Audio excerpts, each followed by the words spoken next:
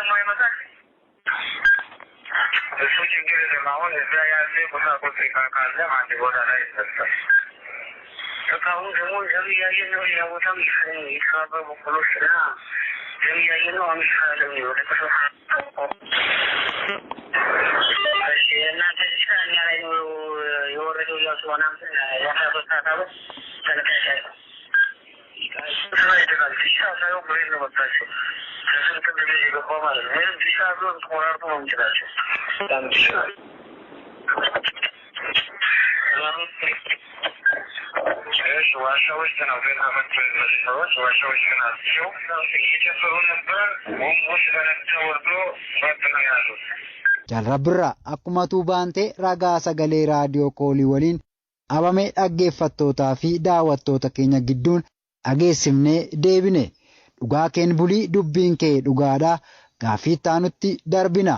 Jarri kun achitti bobba'anii keessaa ilmaan Amaaraa finxaaleeyyoonni jechuudha. Dhiibbaa isaan yookaan rakkoo isaan Oromoo irratti geessisuudhaaf karoorfatan addatti waan isin qabatamaatti bira geessan jira. Eeyyee kun rakkoo baay'ee hammanan jedhamne ajjechaa suukanneessaa amma qofaa miti. Humni kun turee jira. Aga ji'a afurii ga'ee jira. Ifatti akkanatti haa beekamuu dhabuu malee mataa dhoffatee yeroo baay'ee gaggeeffamaa ture. Yeroo gaggeeffamu kana keessatti ammoo duulli isaanii waa lama. Tokko woboo balleessuuf waraana bilisummaa Oromoo. Lammaffaa ammoo uummata qulqulluu fi qeerroo bilisummaa Oromoo maqaa waraana bilisummaa Oromoo nyaachistanii soortan jedhuudhaan tarkaanfii suukanneessaa irratti fudhataa jiran. Qabanii ajjeesuudhaan guyyumsanuu amma akkaataa haasaa keessa dhageessanutti qeerroo tokko qabamee jira jedhanii waraanni isaa gabaasa godheefi jennaan ajajaan isaanii ijjeesaa hidheenii jira. Haasaa san keessa hubachuu hin dandeessa. Ifatti jechuun waan mul'atu ragaa qabatamaa ajjeesaa kan jedhu ergaa dabarsee jira. Kan naannoo bayan hunda qaama socho'aa hundatti tokko dargaggoota keessattuu qaama dargaggeessa kamiyyuu ajjeesu. Loloota baay'ee keessatti nama 7 nama 10 nama baay'ee osoo ijjeenne lola kamiyyuu osoo hin ajjeefamne hafee hin beeku. Ammas manatti dhufan qabeenya uummataa horii ta'e meeshaa daldalaa ta'e kamiyyuu tokkollee ni hafu hin saamanii irraa fudhatan dubartootan gudeedan wanni isaan hin goone tokkollee hin jiru meeshaa mana keessaa waan dhibiidhiisii kan nama gaddisiisu keessaa qabeenya waan akka maallaqaa waan akka horii waan akka nyaataa mana keessaa guutumaa guututti eegasaman hin duubatti meeshaa mana keessaa kan akka teessumaa kan akka siree irra bulanuu waan kamiyyuu tokkoyyuu kan bishaan itti dhuganuuf kan nyaata itti nyaatan hundumaayyuu kaaniin caccabsanii kaaniin gubanii kaaniin guuratanii waan sasalphaa ittiin deemmachuu danda'an hin guuranii dubartootarraa qubee abbaan mana fi bite harkarraa baafachuu mormarraa baafachuu wanni isaan hin goone hin jiru jechuudha waan baay'eedha gochoota hamaa mana namaa hin guban qabeenya achirra harkaan hin guban. Namoota ajjeesan kanaayyuu ajjeechaa suukanneessaa maali ajjeesanii meeshaa qaraatiin ajjeesan qabanii eega harka isaanii duubatti hidhan duuba meeshaa qaraatiin ajjeesan eega ajjeesanii duuba qaama isaanii xaxxaran eega xaxxaranii duuba saree dura buusanii saree nyaachisanii jechuudha ilma namaa.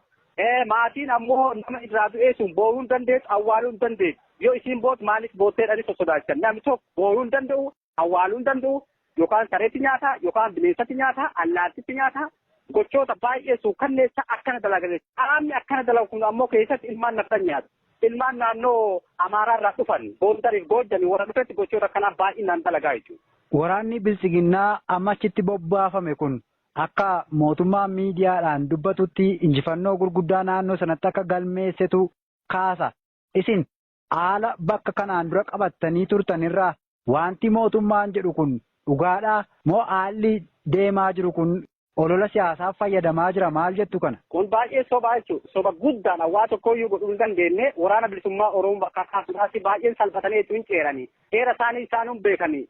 Wanni godhamuu qabu wagga duulli keessattuu humna woloo jedhanii naannolee adda addaa irraa bobbaasan keessatti injifannoon isaan galmeessanii jiru godina kana keessatti qabatama ka uummati beeku ka qaamni kamiyyuu beeku godina kana keessatti baadiyyaa guutumaa guututti dhuunfannee jira haga dhuunfanne waggaaf deemu jira guutumaa guututti amma harka keenya jira wanni isaan injifatan tokkollee hin jiru wanni qabatamaa tokkollee hin jiru olola sobaati hamilee uummata Oromoo cabsuuf deeggartoota keenya cabsuuf sabboontota keenya cabsuuf mararfattoota keenya cabsuuf gochoota gadi ba'anii olola godhan tokko kanaaf godhama inni lammaffaa ammoo salphina salphatan harkaan qabna hin balleessina yeroo gabaabaa keessatti ha jedhamee dhaadatanii humna waloo qindeessanii gadi bu'an kaan salphatanii deebanii jechuudha. Reeffi nama isaanii haga ammaa fudhachuu dadhabanii. Reeffi haga ammaa sareetti nyaachuu jira. Lola intidaa guyyaa gaafa 29 ji'a 8 2022 keessatti lola gaggeeffame keessatti aanaa kartaatti gaggeeffame keessatti reeffi haga ammaa jira jechuudha. Ragaa uummataati. Fudhachuu hin dandeenye. Qaamni reeffa isaayyuu fudhachuu hin dandeenye. Ammoo injifannoo galmeessee jira jechuun kun salphinaaf seera jechuudha. Salphinaaf seera reeffa fudhachuu dadhabe. Ka uummati itti koofle, ka uummati bal'aan arguu jira. Isa kana ammoo ofirraa dhoksuuf sobuudhaaf isa kana haguuguuf salphina kana ofirraa godhuuf olola gadi dhiisa malee wanni inni itti milkaa'e tokkollee hin jiru jechuudha. Ayee isin akka hoogganaa waraana